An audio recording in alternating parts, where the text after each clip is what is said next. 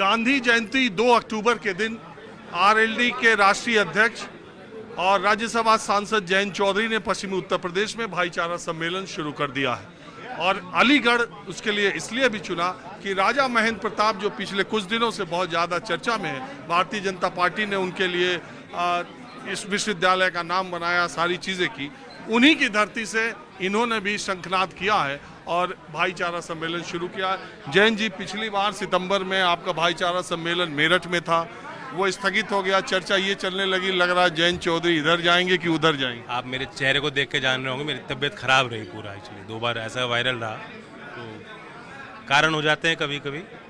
आप उनकी बैठकों में जाते हैं, फिर भी बीजेपी के नेता कहते हैं जयंत चौधरी के लिए दरवाजे खुले हैं। वो देखिए उन पर कुछ दबाव होगा इस बात कहने का। और ये भाईचारा सम्मेलन अभी शुरू करने की कोई खास वजह? पहले से कार्यक्रम हो रहे हैं, भाईचारा जिंदाबाद के कार्यक्रम हुए, पार्टी के हमारे शीर्ष नेतृत्व ने उसमें ज़्यादा भाग लिया, लेकिन सम्मेलन में आज मैं भी आया हूँ क्योंकि आज तारीख भी महत्वपूर्ण है, गांधी जी की और लाल बहादुर शास्त्री जी की जयंती है। और कुछ तारीख ऐसी होती हैं कि जो उस तारीख पे कोई बात कही जाए, प्रयास किया जाए तो सफल होता है, शुभ अवसर है। तो इसलिए आज कार्यक्रम में अलीगढ़ से हमने शुरुआत की, मैं आया हूँ। और भाईचारा रहेगा तो देश बचा रहेगा, इसमें कोई शक नहीं है। इसमें कोई पॉलिटिक्स के निगाह से ही ना, चश्मे से इस बात को ना देखें आप, देश का भला इसी में है। आप यहाँ भाईचारा सम्मेलन करने आ रहे थे, शुरू करने, उसके पहले ही संजीव बालियान जो मोदी सरकार में मंत्री, उन्होंने कहा मेरी डिमांड है कि पश्चिमी उत्तर प्रदेश अलग प्रदेश बना दिया जाए। चुनाव से पहले इसका क्या मतलब? ये एक नई प्रथा हो गई। मंत्री तो काम करते थे और सरकार के फैसलों के पीछे मंत्रियों का अपना दबदबा और निर्णय की क्षमता होती थी। आज मंत्री इतने बेचारे हैं कि वो मांग करते हैं अपनी सरकारों से, बहुमत की सरकारें हैं ना उनकी भी, यूपी में भी है, दिल्ली में है, कौन रोक रहा है?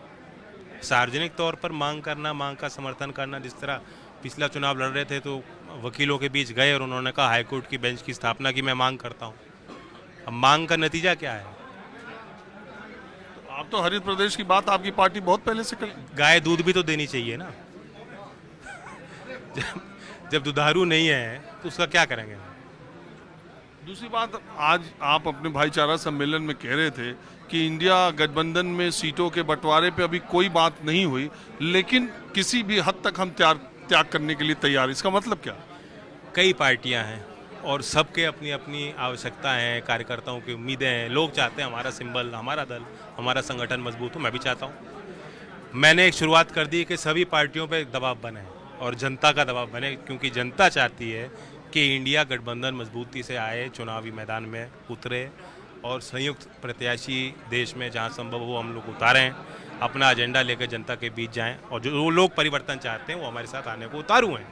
तो जनता का जो दबाव है सभी दलों पे पड़े कि तुम अपने अपने स्वार्थ की यहाँ गाथा मत रचो, आप देश के हित में इंडिया को बढ़ाओ। ये भीम आर्मी के जो चंद्रशेखर हैं, कहते हैं जयंत चौधरी से उनके रिश्ते बहुत अच्छे हैं। अभी एक चुनाव में आपने एक नया प्रयोग भी किया, उसका असर भी दिखा, तो वो भी इसी में रहेंगे या वो आपके कोटे में? नहीं, देखिए मैं वही तो कह रहा हूँ, किसी का कोई कोटा नहीं। आज मैंने अलीगढ़ में यही संदेश दिया कि अपने अपने कोटे को भूल जाओ, इंडिया के कोटे को देखो। वो भी उस भाव से हैं, वो बात मानेंगे मेरी, और अच्छी बात है। बहुत यंग है, इतने कम उम्र में उनके अंदर जो परिपक्वता मैंने देखी है और मेहनत कर रहे हैं जमीन पर। ये राजा महेंद्र प्रताप सिंह को लेके बीजेपी ने जो इधर बीच अलीगढ़ और इस इलाके में जहां आपका प्रभाव बहुत ज़्यादा था एक समय में, वहां पूरे हर जगह पर बीजेपी ने अपना प्रभाव बढ़ा लिया, चाहे उधर के पूरे देश में बढ़ा लिया। अब हमारे क्षेत्र में क्या, हमारे देश, पूरे देश में आप बहुमत की सरकार बीजेपी की और दूसरी बार चुन के आई, अब प्रत्याशी जीत रहे। जाट मतदाता खास करके और इस बेल्ट का किसान चौधरी परिवार के साथ जुड़ा हुआ था, उनको छिटका ले गया। अब आपकी इस चुनाव में क्या रणनीति होगी? क्योंकि आपको अपेक्षाकृत ज़्यादा युवा, ज़्यादा चौधरी साहब के मुकाबले आपको लोग ज़्यादा युवा और ज़्यादा एक्सेप्टेबिलिटी वाला, और आप थोड़े लचीले भी हैं, लोग ऐसा मानते हैं। नहीं, मैं सीधा हूँ, मैं लचीला नहीं हूँ। देखिए सीधी बात है, ये राजा महेंद्र प्रताप जी के नाम से जो भी आप संस्था बनाएंगे अच्छी बात है, हम उसका विरोध नहीं करते, लेकिन सिर्फ बात प्रतीकात्मक नहीं रहनी चाहिए। हम मूर्ति पे और प्रतीक पे और तारीख पे ध्यान दे देते हैं, संदेश को भूल जाते हैं। राजा महेंद्र प्रताप जी एक बेहद सेक्युलर आदमी थे, यहाँ अलीगढ़ मुस्लिम यूनिवर्सिटी आज जो स्थापित है वो शिक्षा को, तालीम को बढ़ाने के लिए राजा महेंद्र प्रताप जी का बड़ा योगदान उस संस्था के पीछे है। तो उनकी सोच के साथ तो आप हैं नहीं। उसी तरह आप चौधरी चरण सिंह जी का नाम चुनावों में लिया जाता है। आप ये पूछिए कि चौधरी साहब के जो एक्चुअल जो हकदार हैं, जो उनका साथ देते थे, जो किसान हैं, उनके लिए सरकार की कोई योजना ही नहीं है जो व्यावहारिक हो।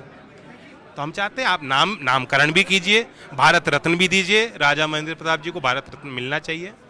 चौधरी चरण सिंह जी की अपनी देश में भी इतनी बनाने में बड़ी भूमिका रही है, उनका इज्जत कीजिए, उनकी बात रखिए और विचारधारा को आगे बढ़ाइए। जैन जी, आखिरी सवाल है, ये ओबीसी को लेकर के दोनों तरफ, इंडिया और एनडीए, ओबीसी, राहुल गांधी जो पहले ये सब बातें नहीं करते थे, वो भी ओबीसी करने लगे। ये कोई खास रणनीति ओबीसी के लिए?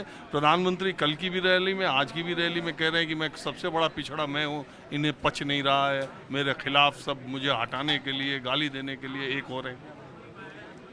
अब प्रधानमंत्री ये पिछड़े कहाँ से हैं ये तो मैं ज़्यादा नहीं समझ पाया। उनकी जाति को जब वह शासन संभाल रहे थे तब उनको जोड़ा गया बैकवर्ड में, लेकिन उस चीज़ पे मैं नहीं जाना चाहता। जब रिकग्निशन मिल गया ओबीसी का तो ओबीसी हैं। ओबीसी इस देश के संविधान ने विशेष अधिकार सरकार को दिए हैं कि ये एक संवैधानिक मैंडेट है हम लोगों को कि जो पिछड़े वर्ग, जो सामाजिक तौर पे जो पिछड़ापन है उसे दूर करने के लिए सरकार विशेष योजना नीति बनाएगी। प्रधानमंत्री जी जब आए थे उन्होंने खुद स्वीकारा था कि हमारे पास डेटा नहीं है। बेरोजगारी के सवाल पे प्रधानमंत्री जी का विधिवत बयान है, उन्होंने कहा मुझसे पूर्व की जो सरकारें आई कभी उन्होंने डेटा नहीं इकट्ठा किया और खुद आप सेंसस नहीं करा पा रहे। जाति गणना का विरोध आप कर रहे हो और आप खुद कहते हो कि सबसे बड़ा पिछड़ा मैं हूं। सबसे बड़े पिछड़े हों तो पिछड़े समाज का भी ख्याल रखें। चाय वाले हैं लेकिन जो रिक्शा रेडी चलाने वाले लोग हैं उनकी गुर्बत को देखें। तो पिछड़े भी हैं और पिछड़ों का ख्याल नहीं रखेंगे तो उसका क्या लाभ है? मैंने कहा ना, गाय दूध भी देनी चाहिए। बिल्कुल। अब मायावती जी के बारे में कुछ कहेंगे? अभी उनका कल ही बैठक हुई, एक तरफ जाएंगी, समझ नहीं आ रहा है कि वो किस तरफ जाएंगी।